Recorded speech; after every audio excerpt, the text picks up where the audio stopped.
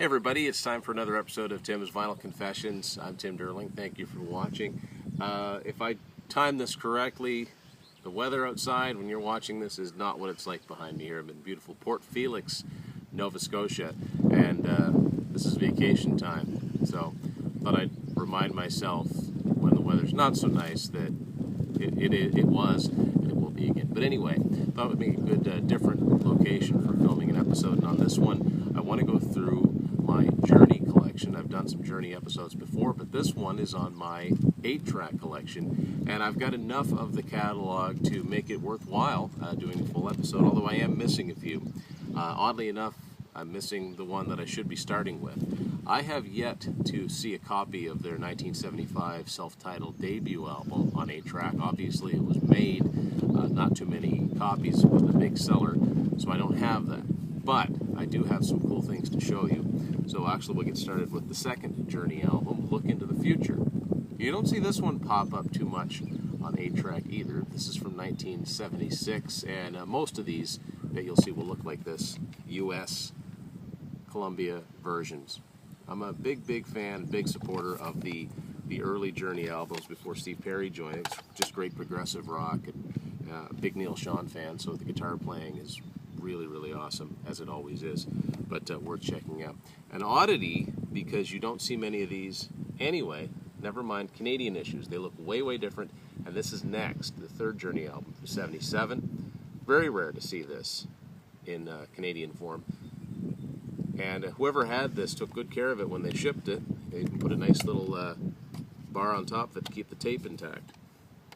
So of course, a lot of people think the Journey started in 1978, and I've even had people think that their first album was this one. This is Infinity. This was the first album that Steve Perry was on, so it was their first successful album from 1978. And this again is a US copy on Columbia. This one's got a little bit of wear down the middle, a little bit of bubbling with the label, but it's not bad. Next up, the next Journey album, 1979, Evolution. Is always very cool artwork, even in this format. This is, again, a US copy on Columbia. I like the customized logo they used for this one. They only used it for the one album. If you look there, that does say Journey. It's hard to tell. And this is one of those rare 8-track labels. I don't know how rare they are. They're just different, where instead of it cutting off here and this being its own sticker, it wraps around. I don't know which is the more common, doesn't matter, but it's just something I've noticed after a while that, hey, some of them do that, some of them don't. So after a couple of albums did very well, Columbia, of course, decided to try and cash in on the earlier stuff, so they put out this compilation called In the Beginning. Tracks from the first 3 albums. This came out in 1979, and you definitely don't see this one too often. The one I've got in good condition, and it belonged to someone named DR. They were nice enough to put their initials up there in the corner, so thank you, DR. I don't know who that is. Anyway, maybe it was a doctor. So next up, 1980, the next Journey album, Departure.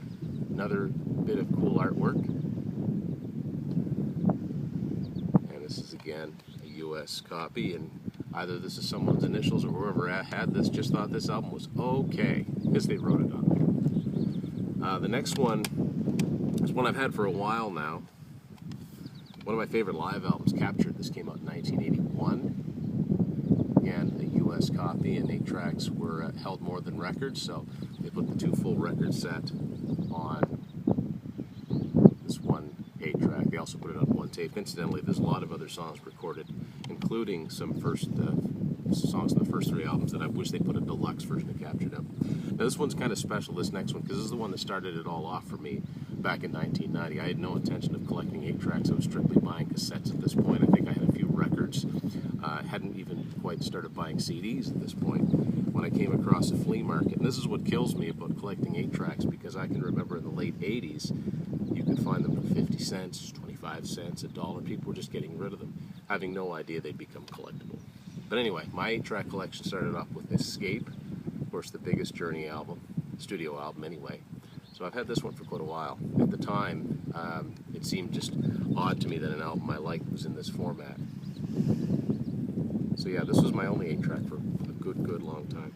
So of course, as I've said many times before, they stopped selling 8-tracks in stores in 1981, 1982, sometimes depending on the label. So anything from here on in was Record Club only, Columbia House or RCA Music Service. So my actual favorite Journey album is this one, Frontiers. This is from 1983, and this is a U.S. Columbia House edition. It's a little bit faded, but I'm okay with the condition this one's in. And because Columbia House was owned by CBS Records, they don't look all that different than a regular CBS cassette. But if you were on a different label, you look like that as well. That's where the difference is. Now, I will say this: I am missing 2 Journey albums from this point on that were released on 8-track, Raised on Radio from 1986, and the big one, the one that goes when it pops up on eBay, it always goes for 200 plus because there were so few that made the Greatest Hits album. Crazy. I'll probably never have those on 8-track, but if I do this right, I have seen them. I'll show you a picture of them at the very end of this. However, I do have one bonus thing to show you.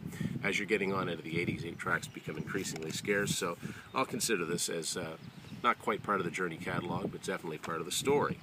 This is Steve Perry's Street Talk, his first solo album from 1984, and of course this is a U.S. Columbia House edition. And like I said, 1984 8-tracks, not something you see a lot, but maybe someday I'll come across those other 2 and the first one. So anyway, so glad to share that with you. Another chance to talk about one of my all-time favorite bands and one of my favorite weird little collecting habits. Thanks for watching Tim's Vinyl Confessions.